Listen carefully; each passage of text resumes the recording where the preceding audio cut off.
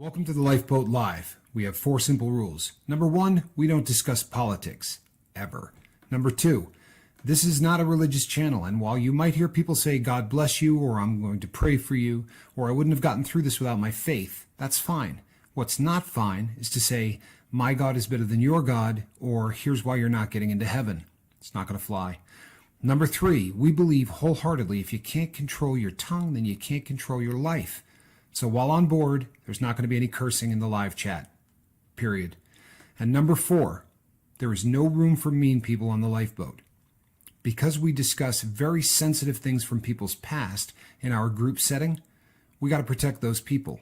The only way they feel confident and comfortable discussing those things is in an environment that is free of trolls and mean people. So if you're a mean person or you're a troll, we're going to block you for life.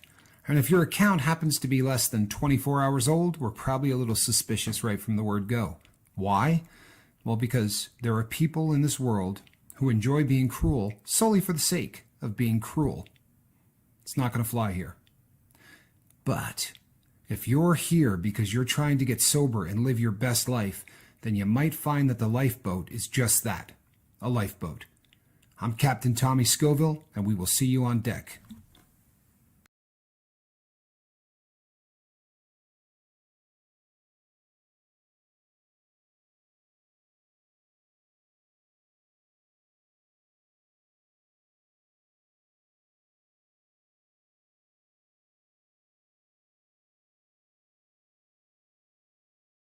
I'm Captain Tommy Scoville, and this would be the lifeboat. I want to thank everybody that chimed in today. We put up a video midday. I know that doesn't happen very often, but it's not very often that the people at Social Blade give you a score for the first time. It's pretty exciting stuff. You guys may remember there was a time maybe a month ago where we got sort of excited because they had put up a score of a C+, and we were pretty fired up about it. And as it turned out, they did that to a whole lot of people, and then the next day they were all gone, which is really cold-hearted if you think about it. From the standpoint of someone that hosts a show, to get a rating, at the 90-day mark is enough to excite anybody. And then the next thing you know, they pulled it right out from underneath us, and it leaves you wondering whether or not that the grade was accurate. If they gave us a grade, what would it have been? That kind of game. I got to play in my head for a little while, which was a bit disturbing. But it's good to get a legitimate score. It's nice to see that, and it's something that I know Mark and I are pretty excited about, and it was fun to share that with the crew. It really is a tribute to all of you. This is something that we certainly would not be here doing what we're doing without all of you doing your part. We make videos. We sit in front of the camera, and Mark does a whole lot of work, both in front and behind the camera. But what it really comes down to is each and every one of you coming here day in, day out, sharing the lifeboat with people, and doing what you do is the reason that this dream's become a reality, and means the world to us. Yesterday's live feed was awesome, people. It was the comment section was alive, and it was a pretty cool subject matter. The principle of letting go of something is such a pivotal part of what we have to cope with every single day as addicts. Not people in the regular world who aren't in the same boat as us have to do this as well, but it's something that for addicts is a real struggle. And I think that the subject matter really got everybody thinking, and that's a beautiful thing. And there was a lot of talk about how you aren't a slave to your emotions, that you really can determine how you react to certain things. And along those lines, today we're going to be talking about, as opposed to just letting go, we're going to talk about situations where that isn't the possibility. There are times where letting go is not an option, plain and simple. And for those times, the only other option is acceptance. And really looking forward to that. But before I get going, people, and one of the reasons that acceptance was what we chose for this evening, before we get rolling, I want to read a letter to everybody here. And it's the subject matter is heavy. This is I would imagine a difficult letter to write, because it was a difficult letter to read, but it's something that I think is going to be a real benefit, not only to the individual that wrote it, but to everyone who hears it. And it was courageous to write this, and it was more courageous to say, "Go ahead and read this for the crew." But without too much further ado, let me put on the Homer Simpson shades and get rolling. This letter is from a crew member that we all know well. This is from Mrs. V. Miss V, I'm sorry. To the lifeboat family, she starts. This letter is going to be hard for me to write, but I feel like it is necessary for me so that it can help me move to the next phase of my life. When I was very young, my father was a bad alcoholic and molested me. It took a long time, but I forgave him. And I did this for myself, and I'm glad I did, because then I was able to spend time with him. As I grew up, I watched him slowly kill himself with alcohol and smoking. My whole family was alcoholics, including my brother. He started drinking around 12 years old. I know this because I found vodka in his closet when I was about 17. I went and lived in a drug house because my mother was abusive. This is originally where I met my new ex, Tim. My now ex, Tim, I'm sorry. At that time, he saved me from becoming a sex slave. He found out that guys were slipping drugs into my drinks to do bad things to me. So he got me away from there until I could find a safer place to stay. So back then, I looked at him like he was the good guy. I cared about him, but I also knew he was not boyfriend material, meaning he was bad himself. He ran drugs and guns. So I never chased after him. I started living with my sister. Well, several months went by, and all of a sudden, one day, my sister says she found out Tim was dead. Didn't know how, but he was dead. That's when I felt a huge hole in my heart because I had never been able to tell him, "Thank you for saving me." Well, several years went by, and I ended up getting pregnant by my boyfriend I was living with and had gone to grade school with, and ended up getting married. After I had my first son, Ethan, he was born with holes in his heart, and he died less than a year old. That tore me up very badly. Well, a few years later, I was pregnant again, same husband with twin boys. And about 3 years later, a baby girl. I almost died giving birth to her. I stopped breathing. My ex-husband's family and he are involved with this church/cult. Even longer story. But to make that story short, that church helped my ex-husband take my kids away from me, and he has been telling them I am dead. So now, several years later, I found my daughter on Facebook, but not my boys. My own family won't talk to me because they feel I abandoned my children, which I never did. I know my family knows things about my children, and they won't tell me anything. My daughter is still a minor, so I can't try to reach out to her yet. If I could find my twins, I would reach out to them, but like I have said, no one will help me with that. I bring them up because this is also partly how I ended up coming back to Washington State. I was living with the Chris, and that would be Leisure. I found Tim on Facebook after a long time of thinking he was dead, so I was able to tell him finally, "Thank you for helping me." Well, one thing led to another, and I let Tim manipulate me into coming back home and leaving Leisure. He used that he was going to help me find my kids to do this. Of course, that never happened. I did not know how abusive he was or how much he drank. Tim shoved me into a door once and tried to choke me out in front of my friends. Threw things at me, broke stuff, verbally and physically abused me. He also came at me with a machete that his dad had. I forgave him for all of those things. This last time, I just couldn't. Tim also is the one who encouraged me to smoke weed. I never did that before living with him. I know this is a long letter, but it's how my life has been until now. I am saying goodbye to my old bad past. Once I leave here, I will banish those old ghosts forever. Thank you for being my friend, and thank you for listening to me, Miss V.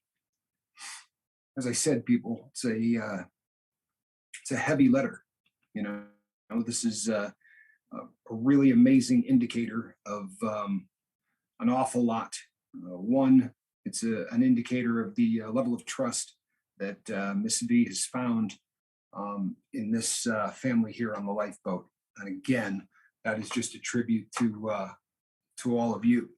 It's also an indicator of what it means to live in situations where the only option is acceptance. You know, there are some things in there that I know are difficult to hear. They're difficult to read, and this is, you know, not the first time that we've heard this on the lifeboat. There have been There have been other letters written by people who had to deal with sexual abuse at an early age. And, uh, there's no, these are not situations where you can just say, well, I'm just going to be done with that. Obviously, these are things that for the rest of your life you have to live with. And it brings up a very interesting subject matter from a sort of a philosophical or a scientific standpoint.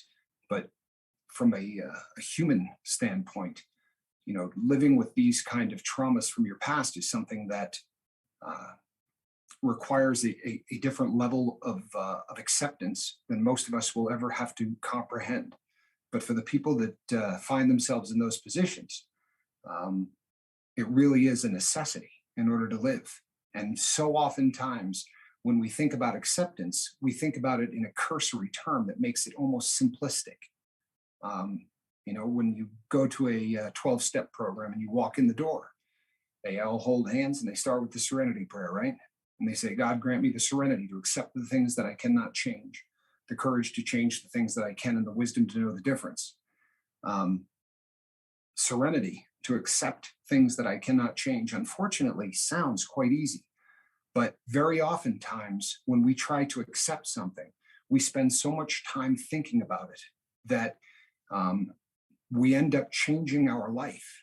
And it's almost as if you're looking over your shoulder your entire existence, waiting for something to trigger the emotions that you dealt with early on in your existence. And there are many different approaches that the science community and the people have come up with. You hear all of these different terms. There's dialectic behavioral training. You have ACT is one of the big things now that you're hearing is the ACT, which is acceptance, and it's the concept or the theory that you can you can basically change your situation very much like we talk about here on a daily basis. But the difference with the ACT approach is, the acceptance and the commitment becomes something that, as opposed to just changing how the relationship to the trauma is, you actually go out of your way to live with it, as opposed to trying to change something that can't be changed. You concentrate on the word and, right? You live in the and. In other words, I have a traumatic thing that happened from my past, and I'm going to go out there and make the best life I possibly can. You also, this is something that rears its head often with people who have terminal illnesses. If you go in and you see a doctor who tells you you have, 2 years left to live, you still have to get up the following morning. You have to walk out into the world, do the things that you do. And this type of training and this type of philosophy is something that, really gets hammered home for people living with those kind of conditions. And one of the examples that comes up all the time is, I have a brain tumor and I'm going to clean the kitty litter. It sounds almost ridiculous, but it's the living the day to day, in spite of the fact that there is baggage and trauma from the past that is a part of your everyday life, as opposed to spending your entire life trying to fight something that you simply cannot fight, right? There are certain things from our past that are so difficult that you can rise to the occasion and you can stick your chin out and buck up and do all of the things that you hear people talk about. Doesn't mean that you're ever going to be in a position to just make that go away. Instead, what you do is, you try to figure out a way to live some form of harmony, in spite of the fact that these things have happened to you. And I really like the concept of living in the and, as opposed to living in the now or any of the things that you hear. Living just with the word and, or the ampersand. That thing that kind of looks like a letter. They probably never told you what it was called in elementary school, but that thing that kind of looks like a letter, and it's just the symbol for and. Well, that ampersand is kind of the principle behind dialectic behavioral training, or ACT. There are things that are in our lives that there's no chance we're going to whoop. And instead of spending all of our energy running from it, just turn and face it. Say, this is exactly what has happened to me. And I'm going to go on. And I'm going to create the best life I possibly can, in spite of the fact that there are things from my past that are horrid. Miss V has a phenomenal outlook on life. I don't know if you people have ever had a chance to converse with her, but this is a person who's very positively attacking life. And I assure you that it's not a matter of conquering, it's a matter of acceptance. So often, like last night when we talked about, I used some very silly examples last night. And a lot of times, uh, things are used and examples are used for the purpose of hyperbole, things that are just over the top because it makes for a good illustration and it makes for something that one can understand. The last election, we bantied that about last night, but it's a pretty decent example. It's over the top, but it is something where in this country, everybody knows someone rather, that has made this their life, right? People have done the same thing with what's going on with the C math. You have people that their life right now is to argue one side of this equation or the other, be it mask mandates, be it vaccination mandates. But that is going to be it. Every single post, every single thing that they say is about that. And it's always going to be. That is their cause du jour, and it's not going to go away. I ask you that if you're living in a situation where there is something that has taken over your life, regardless of what it is, if it's something that, to you, if you've allowed it to take over your life, if you've turned it into a story, then chances are in your mind, it's not trivial. In fact, in your mind, it's probably massive.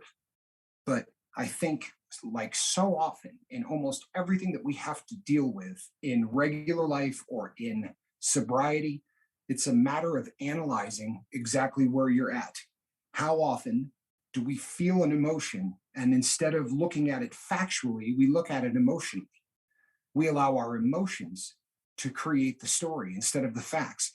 If you can start to detach yourself from everything, honestly, if you come to believe that you are separate from your emotions, you are separate from your thoughts, there's the principle of that, you can sort of step away and be a casual observer, like a fly on the wall, to exactly the things that you're feeling each day.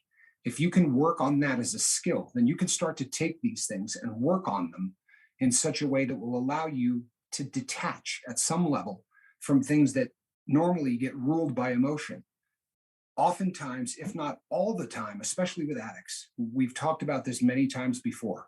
When you come off of your active addiction, your emotions aren't just back in business, right? They're having a sale. They're advertising. They're doing everything. Those emotions are now, I mean, raw. They are on edge almost permanently.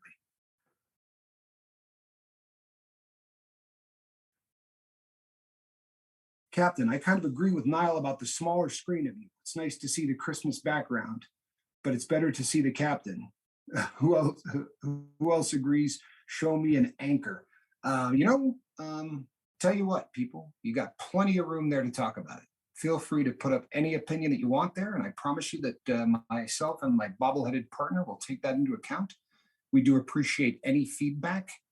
Um, Honestly, it's one of those things that we do welcome at every turn.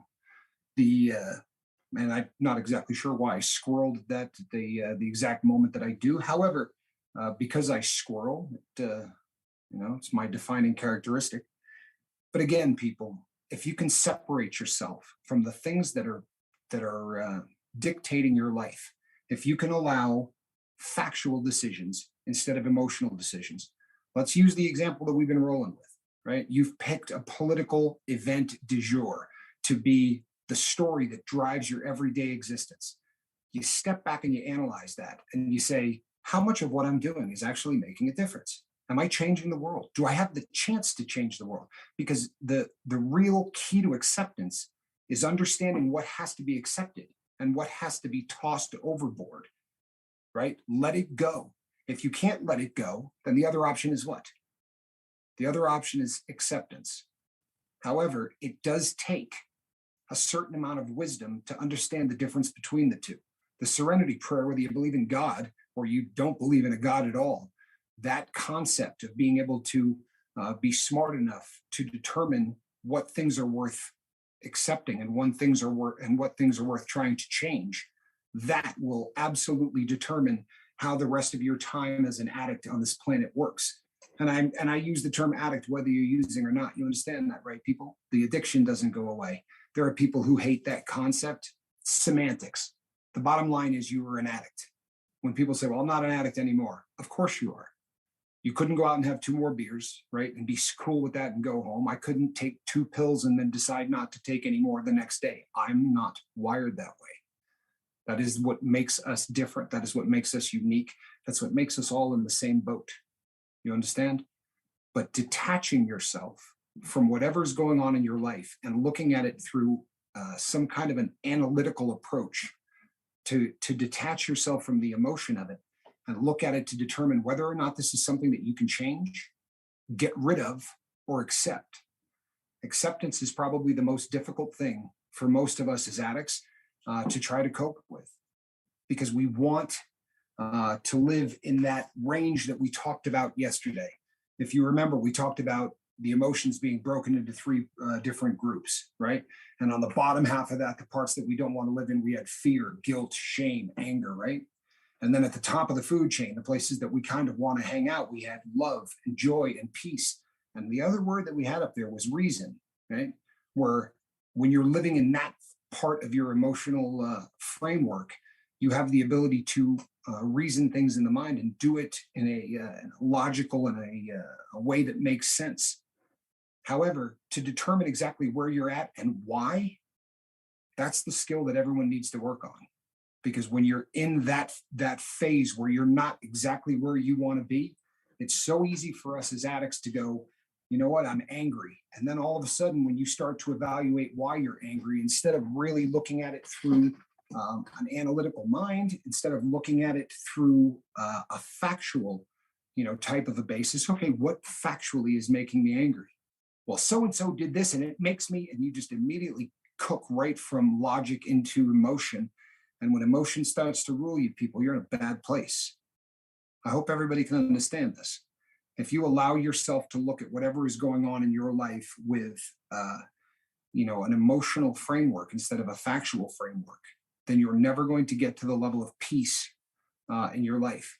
You can literally blow years fighting yourself, trying to battle whatever emotion is chasing you down. It becomes a constant everyday struggle, as opposed to just going, you know what, putting your hands up and saying, this is something that I have to accept.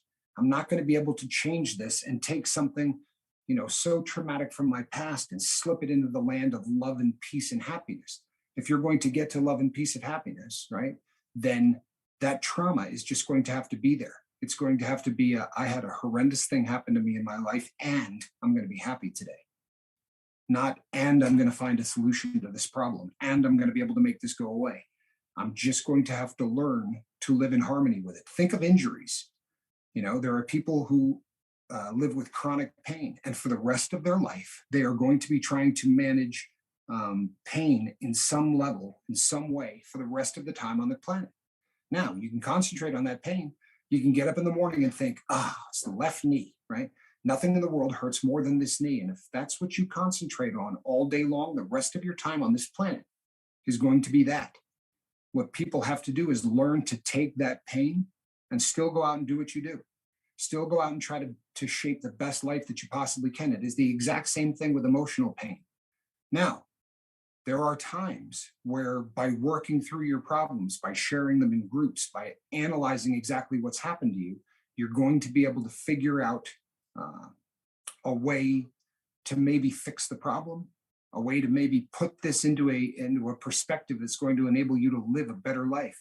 And then there are times where that simply isn't a choice at all. If this is something that is so traumatic from your childhood, let's be really honest. We just read some stuff on that letter that there's no fixing. There's just no chance that you're going to be able to wave a magic wand and make that go away. So the living with the acceptance of this is something that happened. This is a very difficult thing that has happened and something that I'm going to have to live with.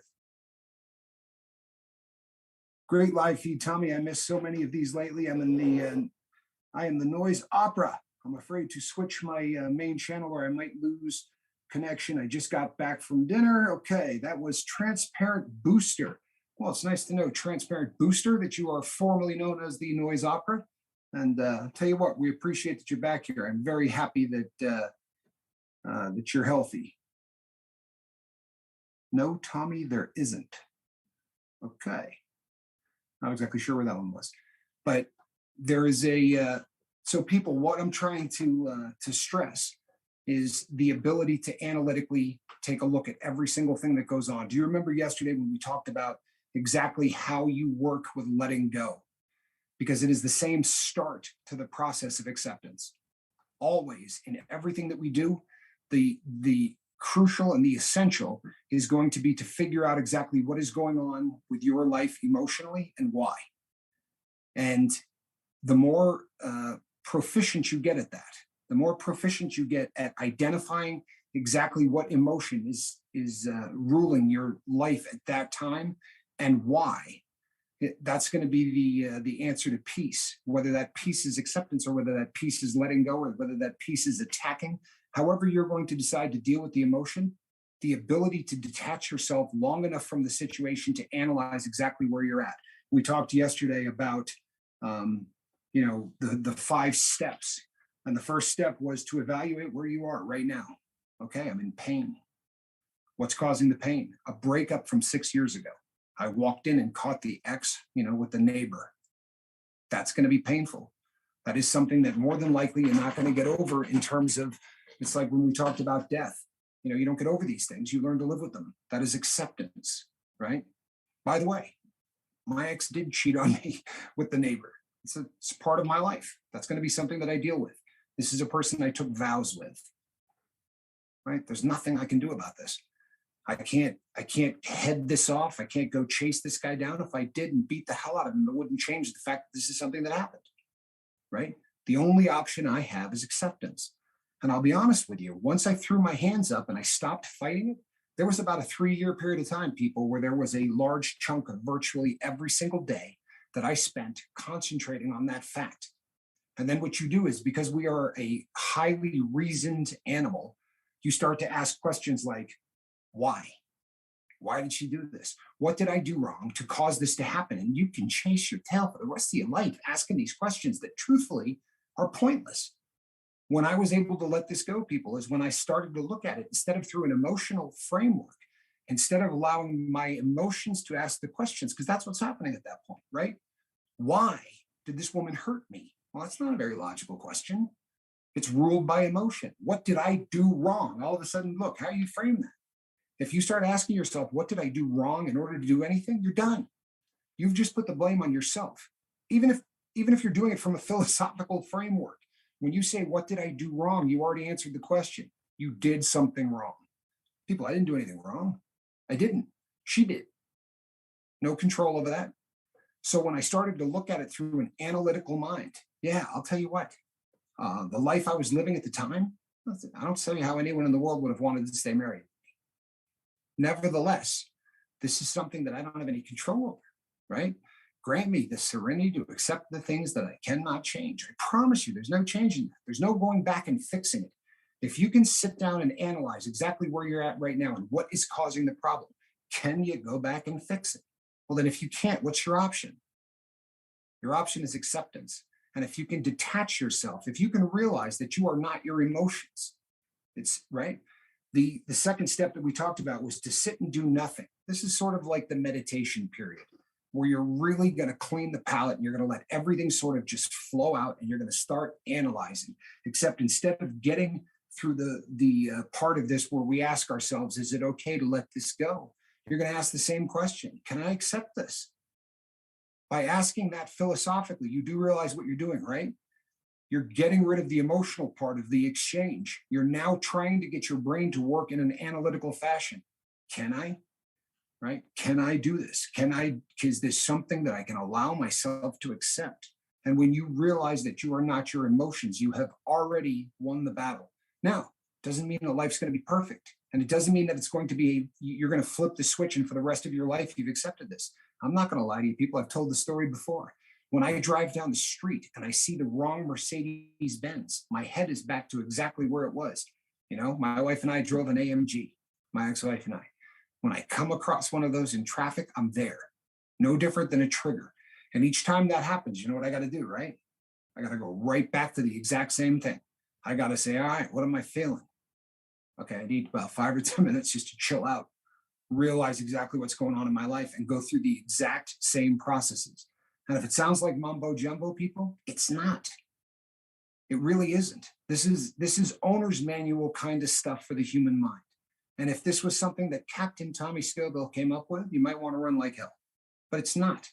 These are minds far greater than myself that came up with these concepts. And there are people who hang out in the comment section of the lifeboat who have a considerable amount of training and things like this.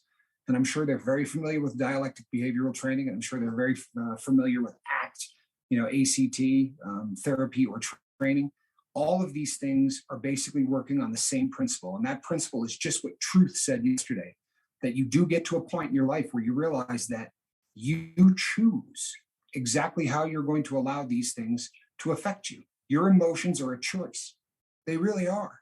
However, if the choice is made by the emotion as opposed to by the logical part of your brain, then there's no choice to be made. The emotional part of our brain isn't worth a fart at thinking. Pardon me. It's not what it does, right? It feels. That's what the emotional part of your brain does. It feels. And if you talk about feeling, how do you feel? I feel great, or I feel sad, or I feel hurt, or I feel none of those things are logical. They really are not. They are a function of the limbic system of the brain, and they're there for a reason, but they're not you. And they don't dictate your life. Your life should dictate those emotions. And you have the ability to take control of this. You do. However, knowing full well that we spent a lot of our life messing with our gray matter means that this is something that we probably have to concentrate on a little bit more than the next person. You understand? If you didn't spend a lot of your time drugging your brain, then this might be a process that you wouldn't have to think about in excruciating terms, and you wouldn't have to actually sort of go through the process of, I'm going to do this, I'm going to do this, I'm going to do this, I'm going to do this. But acceptance, right? That's what we're here to talk about. So the first thing that you better accept is we all drugged ourselves for a long time. You have to accept the fact that we don't work the same way as every other person on the planet that didn't do this. For that reason, you have a couple of options. You can allow your life to be ruled by emotion for the rest of the time that you're on this planet. That's one option. Make no mistake. That is an option. I don't think it's a good one, but that's a decision that you have to make. When your analytical brain is doing the thinking for you, you're going to be a happier person. When you can realize that you don't have to. We did entire shows on the principle of so-and-so makes me feel this way, or this thing makes me feel that way. That is the absolute worst thing that you can think or do as an addict or as a person.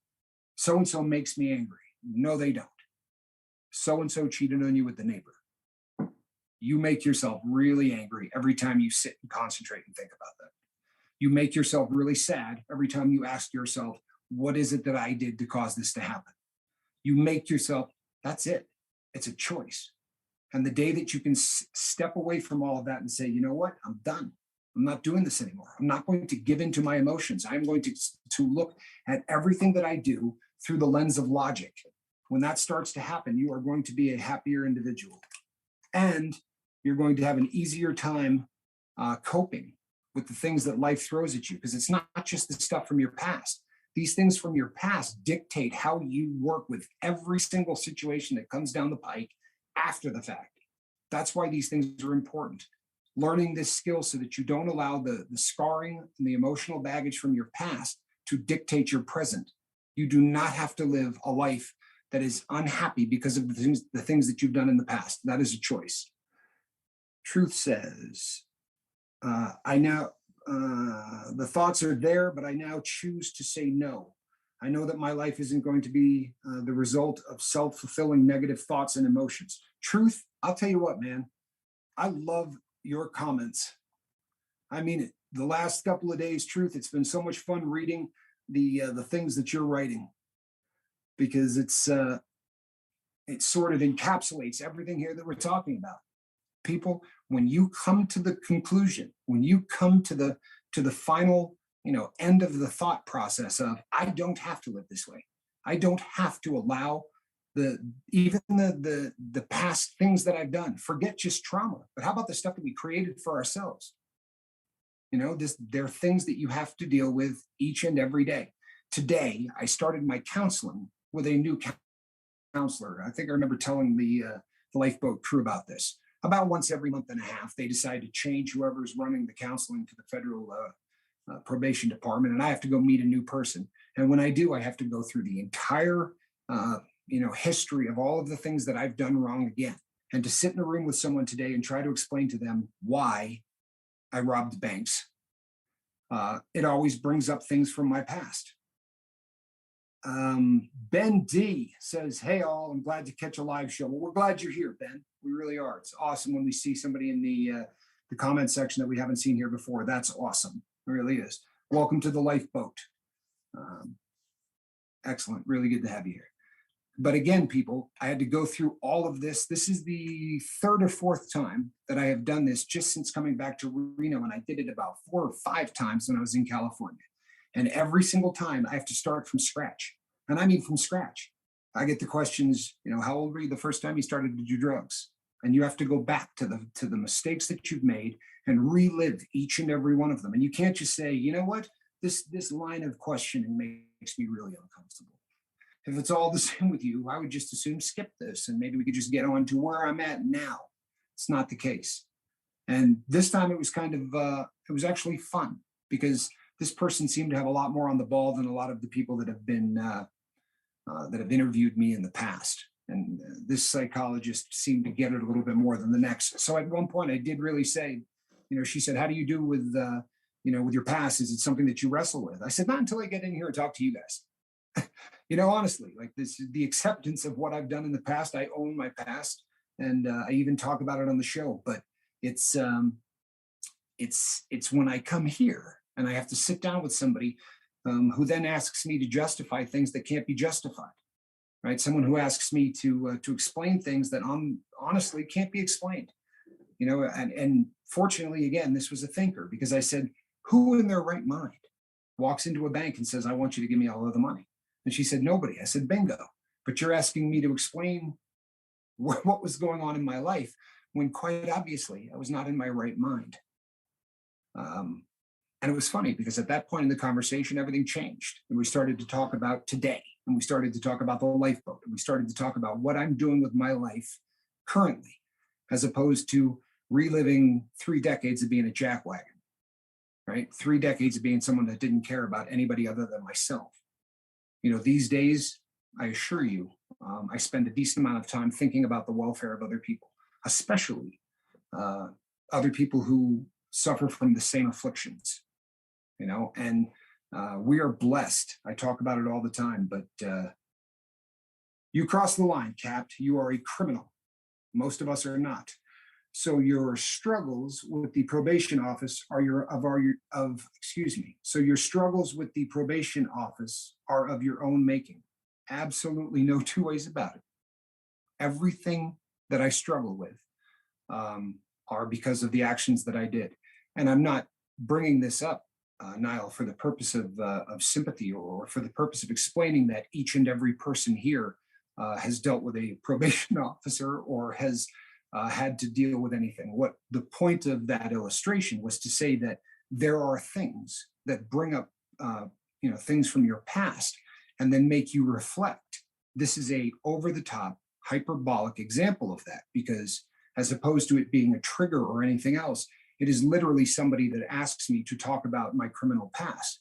Whereas oftentimes it will be someone who just happens to be talking to a significant other, girlfriend, boyfriend, and the subject of their addiction gets brought up.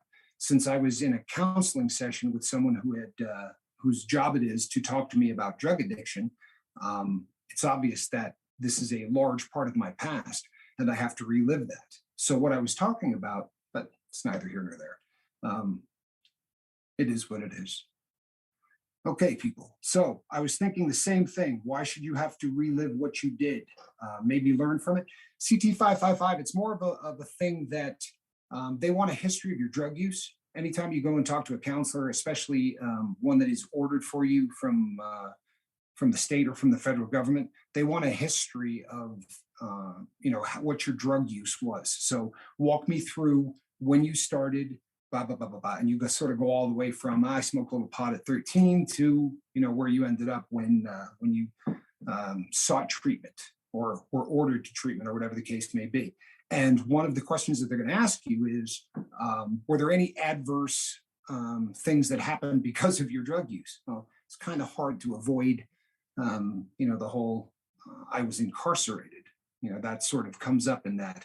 So it's not so much that they're sort of forcing you to relive it, but in order for them to put together a treatment plan, which is funny because it's like, again, it's the third or fourth person that put together a treatment plan, but they want you to go through all of those things in order to come up with that plan. Truth says, the things I didn't get caught for aren't on public record, but I was a criminal. Truth, I appreciate that. You know what I mean? That's kind of a stand-up thing to say because it's, I think that you probably said that because, you felt a certain way about me having to, to deal with the ramifications. It is what it is, people. I do own my past. And if you've never watched the first 5 or 6 videos that I've done here, I own my past. It's something that I believe really strongly in. And it's frustrating that I have to own it at times I don't want to.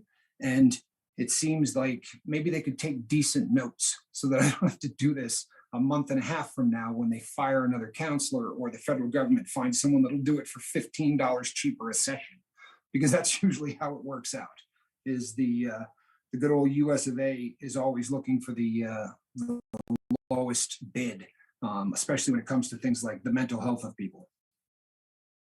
Fiona says they want to know your past so that they can get an understanding of who they are speaking with and how to proceed with treatment. They are trying to get to know you, Tommy. Yeah, it's exactly what they're doing. It's and it's an essential, honestly, if you're doing a one-on-one kind of a treatment, that is essential. It's something that they absolutely are going to have to ask. And again, people, I'm not asking anybody to forgive me for any of the things that I've done. But I'm not going to sit here and BS anybody either. This is who I am. This is what I've done. Now, there are people who are obviously offended by that. But one seems to jump right off the page at us. But, if that's something that you find offensive, I get it. I get it. I completely understand why that would be offensive to a lot of people. But it's still my past, and there's not much I can do to get away from it. Maybe it's time to accept your past. CT555, do you get the feeling that I haven't? Honestly, from that, did you get the feeling that I haven't?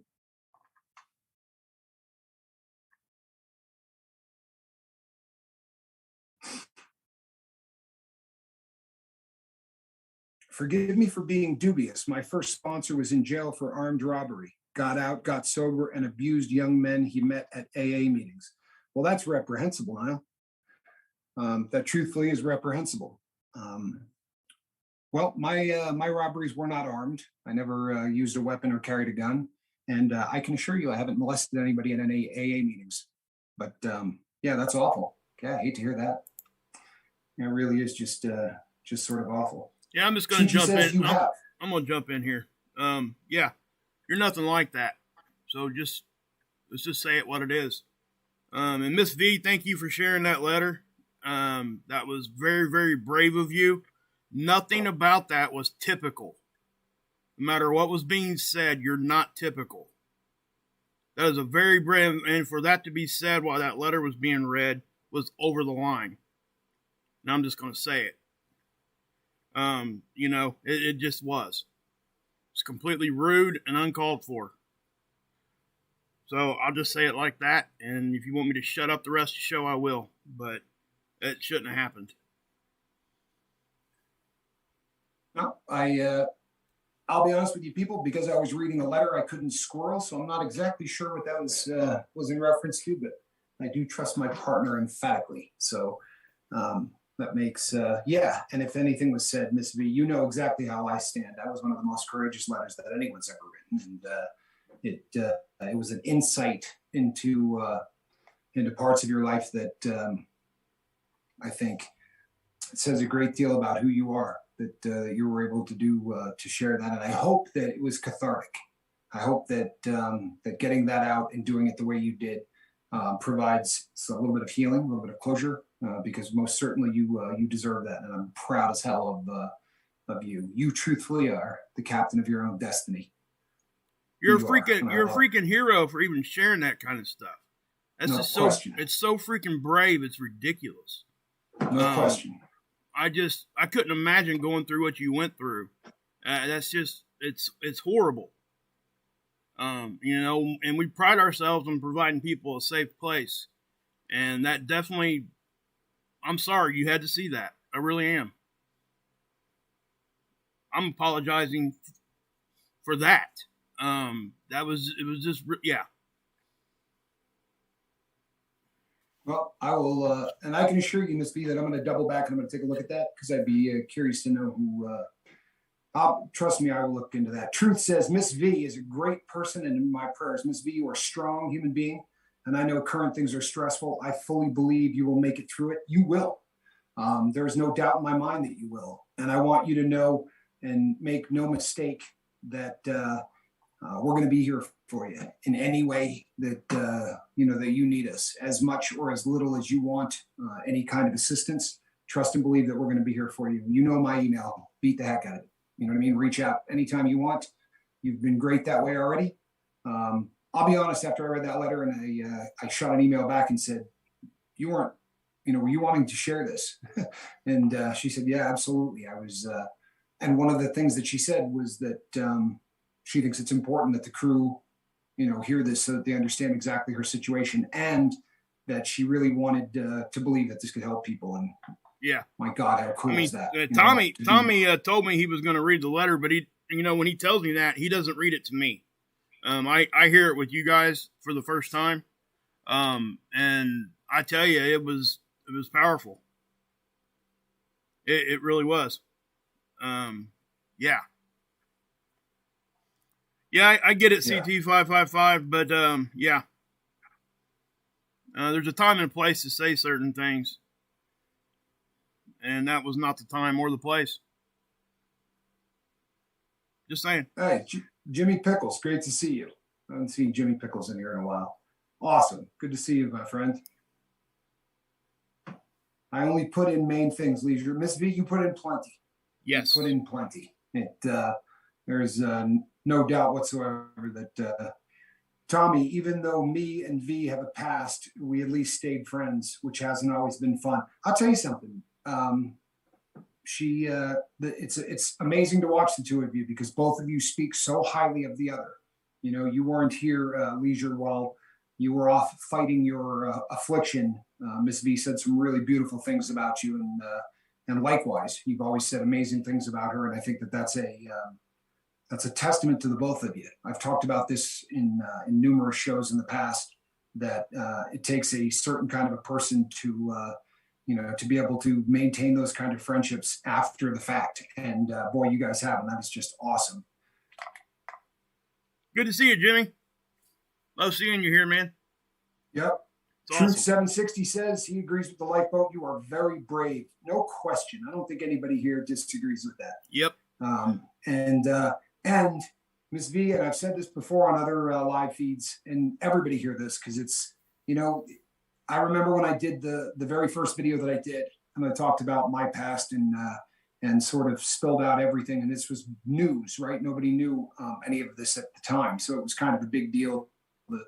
All of the things from my past coming out all at once. And I was like 280 people, saw it. And I thought, wow, you know what? There's got to be at least one or two people out of that 280 that heard something that might have, meant something. Now there's, I don't know, 1,300 or 1,400. The life of these videos don't go away, right? They're out here and they get shared and they get looked at. And the number of people that are going to hear that letter and derive courage themselves from it, and be willing to take a good hard look at what we do in hopes of maybe finding closure or acceptance or anything else. You're going to reach a lot of people, and for that, my hat is off to you. That's a brave thing, and you did it. You're gonna help people you don't even know, and right. It's gonna be years from now. Yeah, it was great. Oh, and also, Chi-Chi, thank you for the suggestion, guys. If you guys got suggestions on the way the thing looks or whatever, I'm not opposed to hearing that stuff, guys. You know, I just want to make it look the best and do what's good for you guys. Absolutely. You know, so yeah, that was so if you guys got suggestions like that, please do it. You know, I have learned a few things, but you know, the question, but you know, we've talked about this before. People, you have shaped the direction of this, you know, from the word go. It's the reason it's a live show. It's the reason that the reason the format is the way it is. All of it. It's the beautiful. It's why, you know, when good things happen, like the C+ or anything else, you know, we always come out to congratulate you and thank you. This is your boat. You know, we really do love, you know, getting input. In fact, I don't think there's anything we like more. Right? Yeah, that's really as good as it gets. You know, I agree with you, Chi. I really do. If you're watching on a phone, that screen I had up there at the beginning of the stream is definitely too small. I wasn't even thinking about that. When we're doing these shows, me and Tommy are looking on computers, so it's kind of, you know what I mean. It's a little bit skewed. I should have thought about that, and I didn't.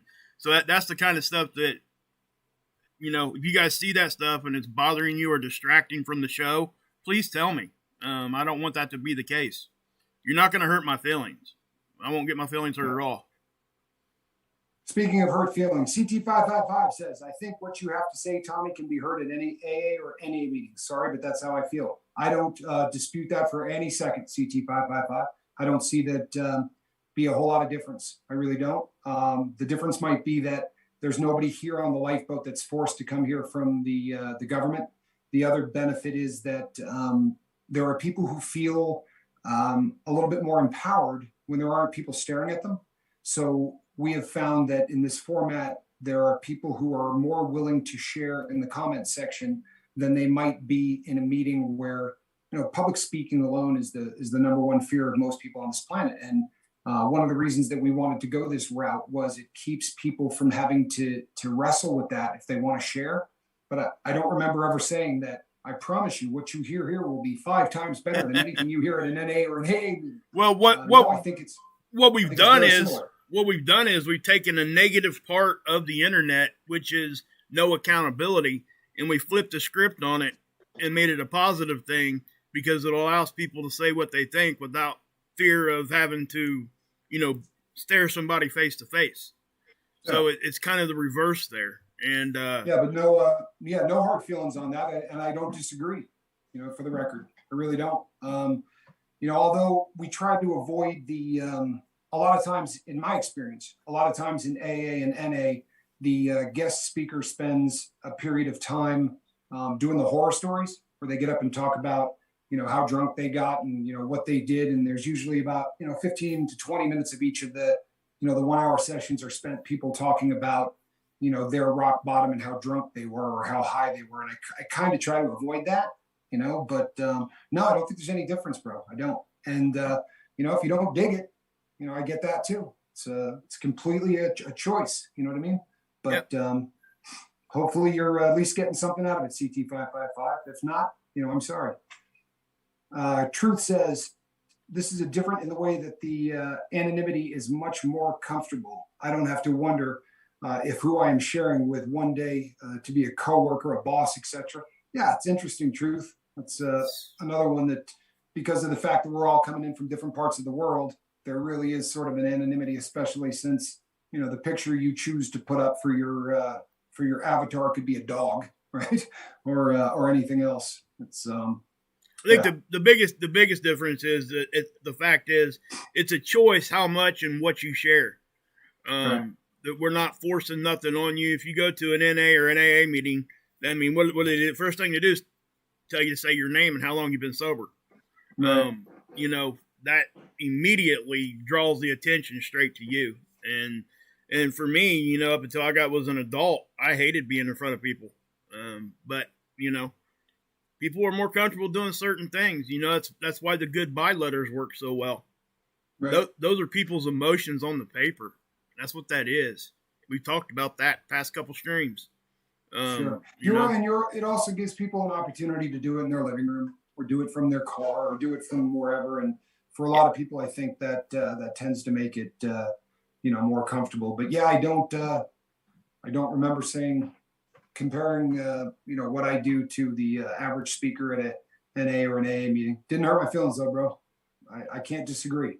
This is, in fact, I think by design, it was supposed to be like that. I mean, that's kind of what we were shooting for, except we want to knock the edges off of it.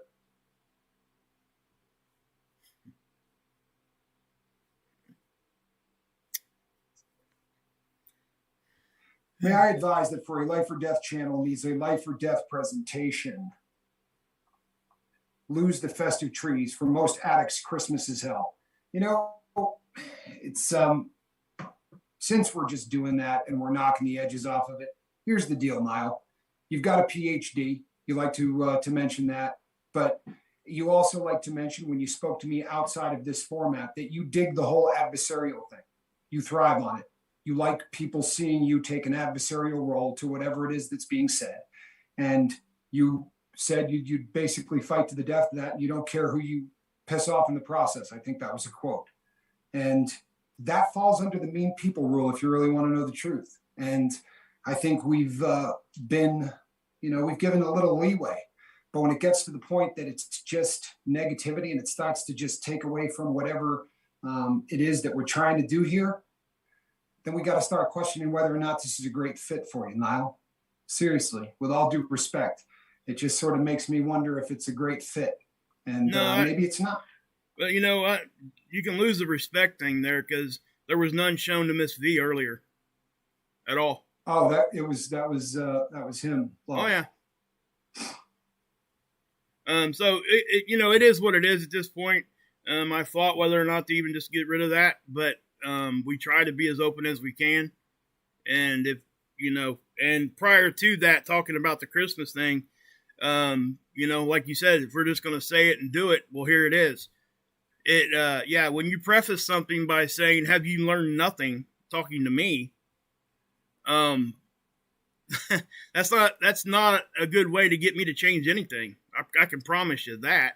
So if you noticed, when I changed the screen was when Chi-Chi asked me to do it in a respectful way. And that's why. Verte. I haven't seen Verte. I love it. Verte, good to see you. Always a pleasure. Verte's great. Absolutely dig him.